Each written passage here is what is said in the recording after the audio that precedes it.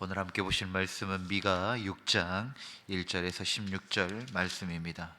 미가서 6장 1절에서 16절 말씀입니다. 하나님의 말씀을 한 절씩 교독하겠습니다. 너희는 여호와의 말씀을 들을지어다. 너는 일어나서 산을 향하여 변론하여 작은 산들이 내 목소리를 듣게 하라 하셨나니, 너희 산들과 땅의 견고한 지대들아, 너희는 여호와의 변론을 들으라. 여호와께서 자기 백성과 변론하시며 여호와와 변론하실 것이라.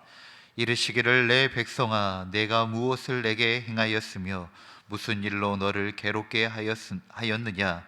너는 내게 증언하라. 내가 너를 애굽 땅에서 인도해 내어 종노릇하는 집에서 속량하였고 모세와 아론과 미리암을 내 앞에 보냈느니라.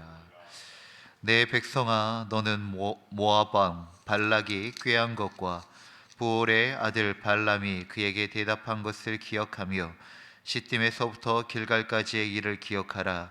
그리하면 나 여호와가 공의롭게 행한 일을 알리라 하실 것이니라. 가지고 여호와 앞에 나아가며 높으신 하나님께 경배할까? 내가 번제물로 1년 된 암송아를 가지고 내 앞에 나아갈까? 여호와께서 천천의 순양이나 만만의 강물 같은 기름을 기뻐하실까? 내 허물을 위하여 내 마다들을, 내 영혼의 죄로 말미암아 내 몸에 열매를 드릴까? 주께서 선한 것이 무엇임을 내게 보이셨나니, 여호와께서 내게 구하시는 것은 오직 정의를 행하며 인자를 사랑하며 겸손하게 내 하나님과 함께 행하는 것이 아니냐.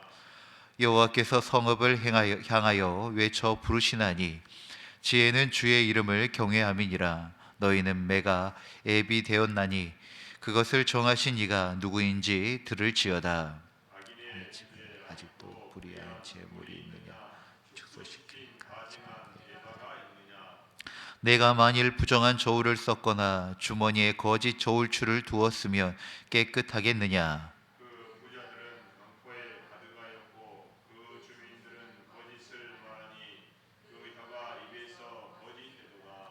그러므로 나도 너를 쳐서 병들게 하였으며 내 죄로 말미암아 너를 황폐하게 하였나니,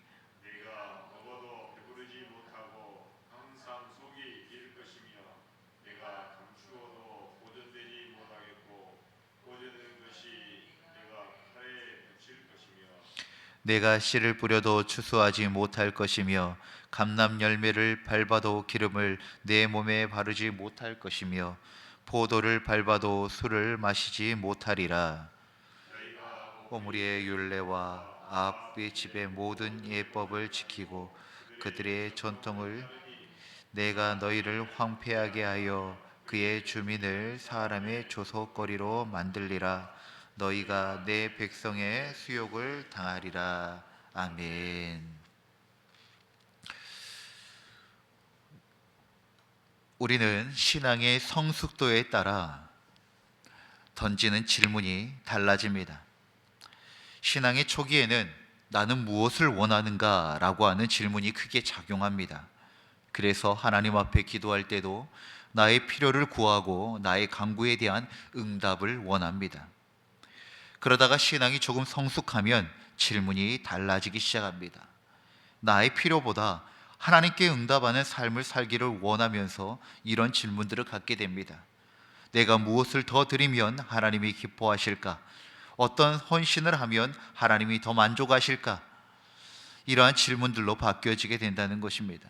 그래서 열심히 예배를 드리고 봉사도 열심히 하고 헌금하며 하나님께 최선을 다하려 애를 씁니다.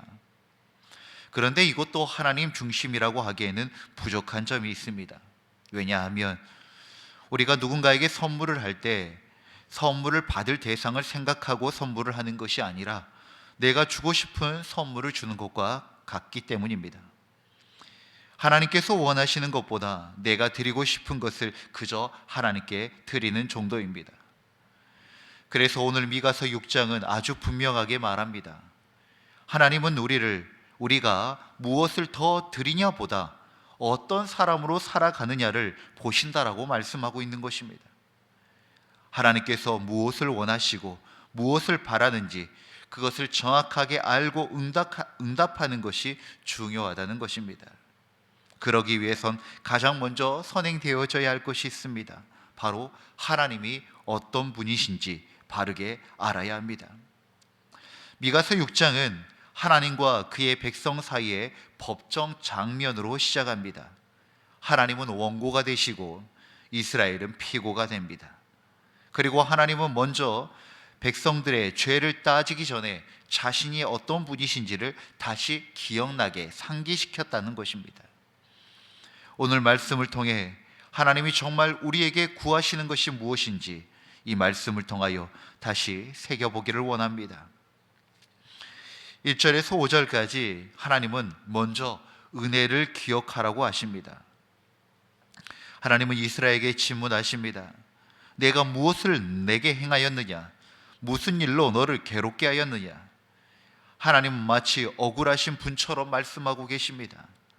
이어서 하나님은 출애굽의 은혜, 또 종살이에서 건져내신 사건, 모세와 아론, 미리암을 보내신 일, 그리고 발람의 저주를 축복으로 바꾸신 일까지 하나하나 기억나게 하십니다. 하나님은 백성들에게 먼저 죄를 묻지 않으셨습니다. 먼저 은혜를 기억하라고 하십니다. 사랑하는 성도 여러분, 신앙은 늘 은혜에서 시작되어집니다. 우리가 하나님을 찾기 전에 하나님이 먼저 우리를 찾아오신 그 은혜가 있기 때문인 것입니다. 우리의 신앙이 메말라질 때를 한번 뒤돌아보기를 원합니다. 우리가 신앙이 메말라질 때 가장 먼저 사라지는 것은 은혜에 대한 기억입니다. 감사가 사라지면 신앙은 의무가 되고 예배는 형식이 되어버립니다. 이것은 거의 불변의 진리입니다. 내 마음에 은혜가 있고 감사가 있으면 시험을 이기고 유혹에서 승리합니다. 또한 시련과 고난도 지나갑니다. 이겨냅니다. 그런데 은혜가 사라지고 감사가 사라지면 복도 화로 만드는 놀라운 능력을 장착하게 되어집니다. 블랙홀처럼 순식간에 모든 감사의 제목과 복을 사라지게 해버립니다. 그래서 하나님께서 자기 백성을 향한 그 은혜의 역사를 잊지 말아라, 그 은혜의 역사를 기억하라고 하시는 것입니다. 오늘 이 새벽에 하나님께서 나를 어떻게 여기까지 인도하셨는지 조용히 뒤돌아보기를 간절히 소망합니다. 그리고 은혜와 감사를 회복하시고 그 은혜와 감사를 지키시기를 바랍니다. 신혼여행을 가려고 하는데 그때 담임 목사님으로 계셨던 목사님이 이런 조언을 해주시는 겁니다. 다른 거는 다 부족하고 못하더라도 꼭 신혼여행은 잘 다녀와라고 그렇게 하면서 용돈까지 지어주더라고요. 목사님께 여쭤보았습니다. 왜 그렇습니까? 라고 여쭤보았더니 그 신혼여행의 아름다운 추억들이 나중에 살다가 어떤 힘든 시간들이 있으면 그 아름다운 추억들이 그 힘든 시간들을 이겨내게 될 거네, 이기게 할 것이네 라고 조언을 해주시는 것입니다. 부부 사이도 그렇죠. 항상 좋은 것만은 아닙니다. 어려운 때가 있습니다. 그런데 그럴 때마다 그 아름다웠던 추억과 처음 사랑했던 그 기억들을 다시 생각해 낸다면 다시 관계의 회복의 길로 돌아설 수 있고, 그리고 다시 그 부부의 관계를 지켜나갈 수 있는 의지와 힘이 생긴다는 것입니다. 하나님과 우리의 관계도 동일합니다. 은혜를 기억할 때 다시 신앙은 살아나게 되어집니다. 이어서 6절에서 8절까지 하나님은 제사가 아니라 삶을 원하신다고 말씀하십니다. 6절과 7절에서 백성들은 이렇게 묻습니다. 무엇을 가지고 여호와 앞에 나아갈까요? 라고 묻습니다. 번제, 수많은 재물, 심지어 자기 자녀까지 드릴 수 있겠다라고 말합니다. 그러나 하나님은 8절에서 분명히 대답하십니다. 여호와께서 내게 구하시는 것은 오직 정의를 행하며 인자를 사랑하며 겸손하게 내 하나님과 함께 행하는 것이 아니냐라고 말씀하십니다. 우리는 이 말씀을 가지고 우리의 시대에 왜 교회의 영적 권위가 추락했는지 그 이유를 정직하게 물어야 합니다. 한국 교회가 예배가 적어서 그렇습니까? 아니면 예배의 준비가 미흡해서 그렇습니까? 그렇지 않습니다. 전 세계적으로 한국 교회처럼 예배를 드리는데 열심을 내는 나라가 없습니다. 예배를 준비하는 시간이나 열정 또한 탁월합니다. 그런데 한국 교회가 한국 사회에서 이렇게 그 영적 권위가 추락된 이유는 그 경건의 능력을 상실했기 때문입니다. 디모데후서의 말씀에 있는 것처럼 그 마지막의 모습에서 이야기하고 있는 것처럼 경건의 모양은 있지만 경건의 능력을 상실하였기 때문인 것입니다. 그 이유가 무엇입니까? 다른 것이 아닙니다. 오늘 이 미가서 6장의 말씀에 있는 것처럼 가정에서, 사회에서, 세상에서 하나님 말씀대로 살아가는 그 삶을 잃어버렸기 때문인 것입니다. 사람도 언행이 불일치하면 신뢰를 잃기 마련입니다. 그런데 믿는 자들의 말은 하나님을 찬양하고 사랑은 말하지만 세상의 삶은 누구보다도 착취와 억압의 주역이 되어버렸습니다. 교회가 차별 없이 꽂고 참된 하나님을 이뤄가는 그러한 곳이어야 하는데 교회조차도 계급을 느끼고, 아니 사회보다 더 큰 계급화를 느낄 때가 있다는 것입니다. 예수 믿는 사람들이 가정에서의 성기모의 모습으로 보여지기보다 세상에서도 믿지 않는 사람들과 전혀 구별되지 않는 하나님의 말씀을 살아내는 그 삶과 정의와 공의를 잃어버려 한국교회도 이렇게 많은 영향력을 잃어버렸다는 것입니다. 하나님은 많은 종교 행위를 원하는 것이 아닙니다. 하나님이 구하시는 것은 정의로운 삶, 사랑의 태도, 겸손한 동행이라고 말씀하고 있습니다.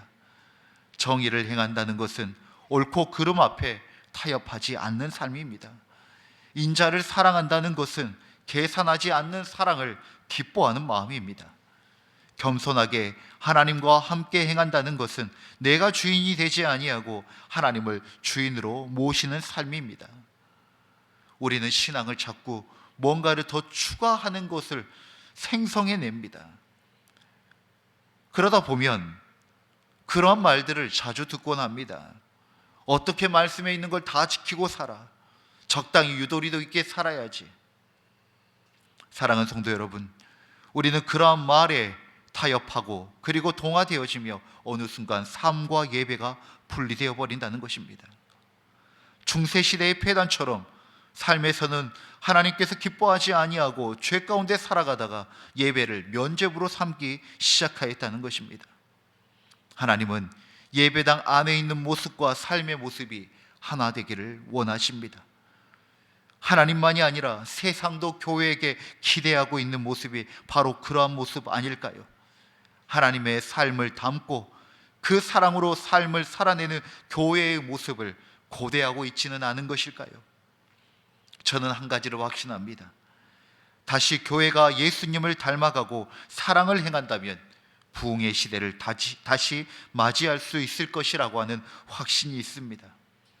사랑하는 성도 여러분, 이 미가서의 말씀은 그 오래전의 말씀이 아니라 오늘 우리를 사랑하시고 교회가 다시 아름답게 회복되어지기를 원하는 주님께서 이 시대를 향하여 주시는 말씀인 줄 믿습니다. 마지막 9절부터 16절까지의 말씀은 하나님은 불의한 삶을 그냥 두지 않으신다는 것입니다. 9절 이후로는 하나님은 이스라엘의 구체적인 죄를 지적하십니다. 속이는 저울, 거짓된 거래, 강포와 거짓이 가득한 사회, 하나님은 이런 삶의 모습에 대하여 분명하게 심판을 선언하십니다. 먹어도 배부르지 않고 심어도 거두지 못하는 삶이 될 것이라고 하십니다. 이는 단순한 벌이 아닙니다. 하나님을 떠난 삶의 결과입니다. 하나님 없이 얻은 성공은 결국 우리를 공허하게 만들 뿐입니다. 사랑하는 성도 여러분, 아무리 큰 이익이 내 앞에 있더라도 그 과정과 방법이 하나님의 뜻에 합하지 않다면 거절할 수 있는 용기와 결단이 있기를 원합니다. 믿는 자들은 땅을 기대어 살아가는 것이 아니라 하늘의 시민권을 가지고 하나님의 말씀에 기대어 살아가는 사람입니다.